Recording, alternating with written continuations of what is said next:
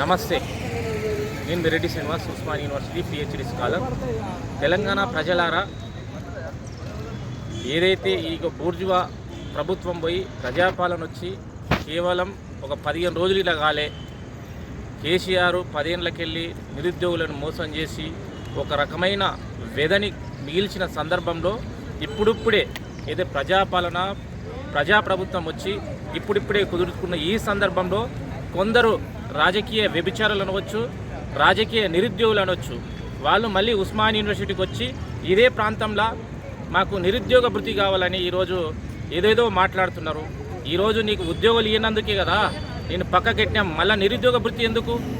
ఈరోజు ఈ రాష్ట్రంలో ఉన్నటువంటి 2 లక్షల ఖాళీలని ఇప్పుడున్న ప్రభుత్వం దాన్ని ఫిలప్ చేసి నిరుద్యోగ సమస్యని కనబడకుండా చేయాలని ఆలోచన చేస్తుంటే మరొకసారి నిరుద్యోగ భృతి కావాలి అంటే నిరుద్యోగులు మొత్తం ఇంకా నిరుద్యోగులుగా ఉండాలని ఈరోజు బీఆర్ఎస్ పార్టీకి సంబంధించిన కొందరు ప్యాకెట్ ఏదైతే కేవలం ఇలా డబ్బులు తీసుకొని ఆర్ట్స్ కాలేజ్ దగ్గరకు వచ్చి మాట్లాడే కొంత బ్యాచ్ మాత్రం మళ్ళీ నిరుద్యోగులుగా ఉండాలని ఒక ఆకాంక్షతోని వాళ్ళు ఇలా ప్రోగ్రామ్ చేస్తున్నారు. దయచేసి నిరుద్యోగులారా, ఇలాంటి రాజకీయ నిరుద్యోగులని మనం నమ్మొద్దు. ఈ రాష్ట్రంలో 2 లక్షల ఖాళీలకు సంబంధించి ఈరోజు నిన్న మొన్న అసెంబ్లీలో చర్చ జరిగింది, టీఎస్పీఎస్సీ ప్రక్షాళన జరుగుతుంది. ఈరోజు మీరు అందరూ పుస్తకాలపై యుద్ధం చేయండి. ఇలాంటి బ్రోకర్ గల్లని, ఇలాంటి చిల్లర్ గల్లని నమ్మకండి. ఈరోజు 10 ఏళ్ళకెళ్ళి కనీసం చేతగాక ఏ డిపార్ట్మెంట్లకైనా ఖాళీలని ఫిలప్ చేయకుండా ఈరోజు కాలాన్ని వెళ్ళవేసిన బీఆర్ఎస్ టీఆర్ఎస్ నాయకులు మళ్ళొచ్చి ఆర్ట్స్ కాలేజ్ సాక్షిగా నిరుద్యోగ భృతి ఇవ్వమంటున్నారు. అరే మూర్ఖులారా, దద్దమ్మలారా, నిరుద్యోగ భృతి కాదు మాకు కావాల్సింది ఉద్యోగుల కల్పన కావాలి.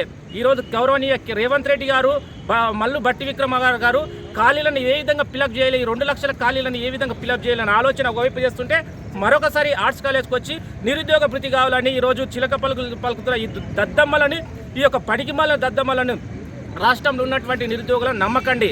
మీరు పుస్తకాలపై యుద్ధం ప్రకటించండి.